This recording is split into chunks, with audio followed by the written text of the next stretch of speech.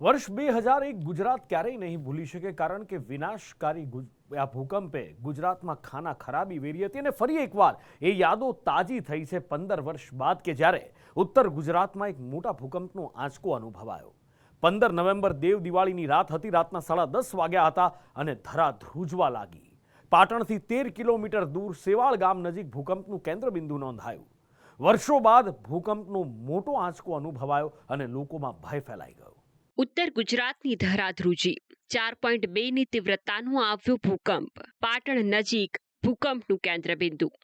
બીજા દિવસે આવ્યા આફ્ટર શોક।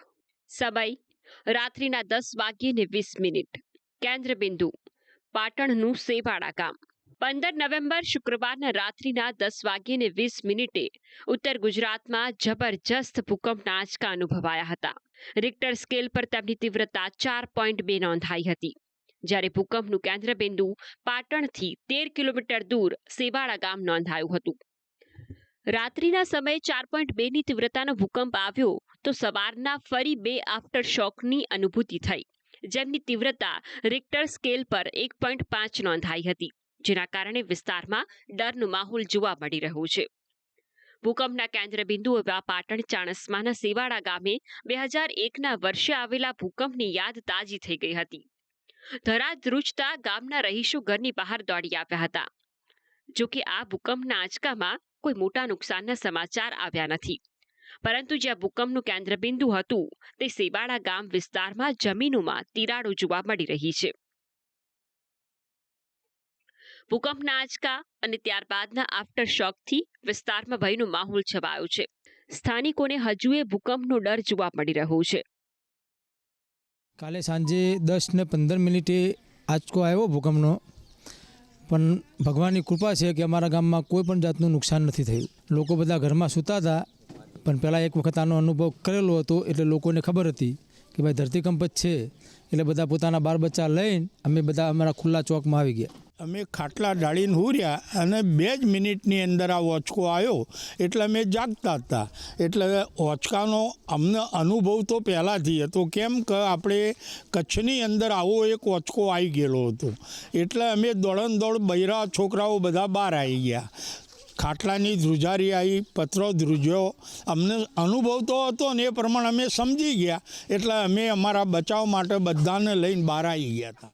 પાટણની સાથે મહેસાણાના કડીમાં પણ ભૂકંપના આંચકા અનુભવાયા હતા, જેના કારણે લોકો અડધી રાત્રે ઘરની બહાર દોડી આવ્યા હતા। કડીના કરણનગર રોડ, જાસલપુર રોડ પર રાત્રિના સમયે લોકોનો જમાવડો જોવા મળ્યો હતો। મહત્વનું છે કે ઉત્તર ગુજરાતમાં છેલ્લા 15 વર્ષમાં બીજો મોટો ભૂકંપ નોંધાયો છે। સિસ્મોલોજી વિભાગે માહિતી આપી છે કે આજથી 15 વર્ષ પહેલા 2010માં પાટણ પાસે જ 4.2ની તીવ્રતાનો ભૂકંપ નોંધાયો હતો, જે બાદ 15 નવેમ્બર 2024ના રોજ 4.2ની તીવ્રતાનો ભૂકંપ આવ્યો છે। સિસ્મોલોજી વિભાગના ડાયરેક્ટર કહી રહ્યા છે કે કેમ્બે રિफ्टમાંની एक्टिविटीના કારણે भूकंप આવ્યો છે। उत्तर गुजरात जो है ये कैम्बे रिफ्ट एक टेक्टोनिक स्ट्रक्चर है जिसका एक पार्ट है। जनरली गुजरात को हम मानते हैं गुजरात जंक्शन ऑफ रिफ्ट्स हैं। यहाँ 3 रिफ्ट्स हैं जो आपस में मिलती हैं। कच्छ रिफ्ट है, कैम्बे रिफ्ट है और नर्मदा रिफ्ट है। अगर इनकी सक्रियता की बात करें तो इनमें से कच्छ रिफ्ट जो है वो सबसे सक्रिय है, जहाँ बड़े बड़े भूकंप आते हैं और वहाँ बड़ी बड़ी फॉल्ट लाइन है, एक्टिव फॉल्ट लाइन है।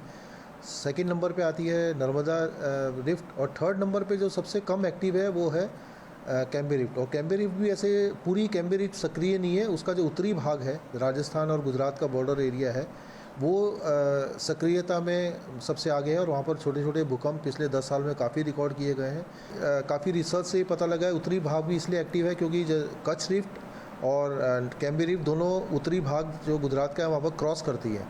जो जहाँ पर भी 2 टेक्टोनिक स्ट्रक्चर क्रॉस करते हैं वो जनरली वीक जोन माने जाते हैं और वहाँ भूकंप आने की संभावना बाकी एरिया के मुताबिक ज़्यादा होती है। મહત્વનું છે કે છેલ્લા કેટલાક સમયથી ગુજરાતમાં ભૂકંપનો ભય વધ્યો છે। અત્યાર સુધી સૌરાષ્ટ્ર અને કચ્છ સુધી ભૂકંપના આંચકા સીમિત હતા, પરંતુ હવે ઉત્તર ગુજરાતમાં પણ ભૂકંપનો ભય પહોંચી ગયો છે। કેમ્બે રિફ્ટની એક્ટિવિટીના કારણે ઉત્તર ગુજરાતમાં ભયનો માહોલ ફેલાયો છે। બ્યુરો રિપોર્ટ, સંદેશ ન્યૂઝ।